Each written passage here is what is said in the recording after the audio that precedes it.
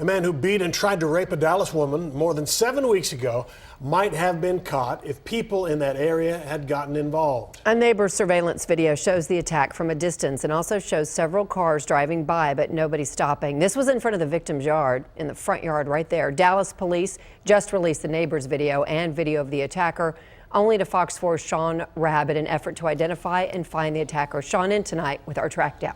And Heather, let me just say off the top, no one helping really bothered Lieutenant Cherise Hadnot. Not only a violent attack, but one that went on for an agonizing 8 minutes for a woman who showed kindness to someone who asked for a drink of water. An attacker who carried his shoes instead of putting them on, wearing red and green Christmas-style socks. She was standing out here along the intersection? Yes, she was standing along here. She had just pulled into her driveway. Dallas Police Sex Crimes Lieutenant Cherise Hadnot talks about the November 30th brutal beating and attempted sexual assault of a 59-year-old woman. 6 o'clock in the evening, Kenway and 5 Mile Parkway in Oak Cliff. Grainy black and white video from a distance through the lens of a neighbor's surveillance system captures the incident start to finish. Suspect approached her and asked her for a drink of water. She gets him a bottle of water. The two talk. She described him as a very young person, so she thought maybe she was just helping a young kid. But he turned on her like an animal on its prey. Once he drug her to the ground, you can see for 8 minutes, you can see them rolling around on the ground. You can see the figures tumbling around. So this woman is fighting him, trying to keep him off of her. For about 8 minutes. He's assaulting her, attacking her, hitting her for about 8 minutes. And during that time, about 4 or 5 cars passed.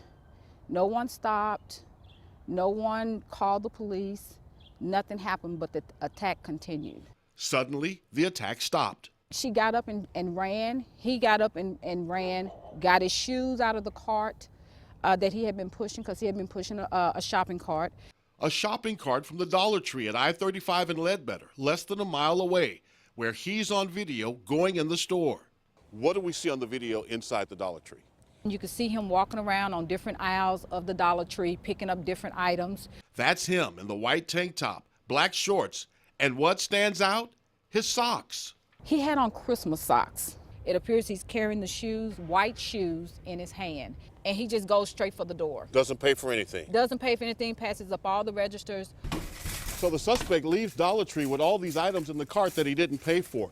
He goes out and just casually walks on by, really with no concerns. But it's the cart from Dollar Tree that enabled detectives to trace back to get video of the man who carried out this brutal attack. Definitely his walk, the way he walks around Dollar Tree, the way that he stands, and you know, of course, the items, the clothing that he has on, the Christmas socks. Dallas Police Sex Crimes Unit hoping for a late Christmas present. The name of the guy in those Christmas socks. If you even think you know him, call Detective Abel Lopez right now at 214-671-3683. 214-671-3683. Let him flush it out and maybe track down this violent attacker caught on tape, but still at large. Hey, Sean, quick question. It looks like it's at least dusk.